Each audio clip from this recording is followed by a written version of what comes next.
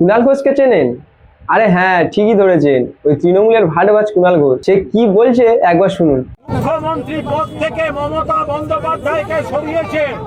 আমরা সকলে শপথ নিচ্ছি 31-এ তো তৃণমূল ফিরবে, তার আগে 29 সালে দিল্লিতে বিকল্প সরকারের প্রধানমন্ত্রী হিসেবে বাংলা থেকে মমতা বন্দ্যোপাধ্যায় লাল কেল্লায় আমাদের দেশের জাতীয় পতাকা তুলবেন। শুনলেন তো উনি কি বলছে? আমি জানি ওনার দল হেরে গেছে, এখন একটু মাথার ঠিক না থাকারই ব্যাপার, কিন্তু তাই বলে কি এমন কথা বললো যে পাগলেরাও এরকম কথা বলে না। উনি বলছে 2031 সালে দিদি তো মুখ্যমন্ত্রী হবেই, কিন্তু তার আগে 2029 সালে নাকি দিদি প্রধানমন্ত্রী হবে। এটা কি কেউ মানতে পারে? আপনাদের মনে আছে কিনা জানি না, শুভেন্দু একটা কথা বলেছিল যে যেদিন স্যান্ডো গেঞ্জিয়ে বুক পকেট লাগবে সেদিনই দিদি প্রধানমন্ত্রী হবে। দেখা যাক স্যান্ডো গেঞ্জিয়ে কবে বুক পকেট হয়। স্যান্ডো গেঞ্জিয়ে বুক পকেট হওয়ার থেকেও বড় কথা হচ্ছে এখন যে তৃণমূলে যে 80টা এমএলএ, তো 80টা এমএলএ অপেক্ষা করে আছে যে কখন বিজেপির দরজা খুলবে আর কখন তারা আসবে।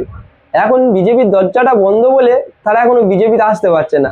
যদি বিজেপির দরজাটা খোলা হয়, আগে ওই কুণাল ঘোষই এসে লাইনে দাঁড়াবে যে আগে আমাকে বিজেপিতে নাও। 79টা এমএলএ তো আসবে, কুণাল ঘোষ আগে এসে লাইন দিয়ে দাঁড়াবে যে আগে আমার নাও। আর ভিডিওটা কেমন লাগছে আপনারা বলবেন, ফলো করবেন, শেয়ার করবেন। জয় শ্রীরাম, ভারত মাতা কি জয়, বিজেপি জিন্দাবাদ, নরেন্দ্র মোদীজি জিন্দাবাদ।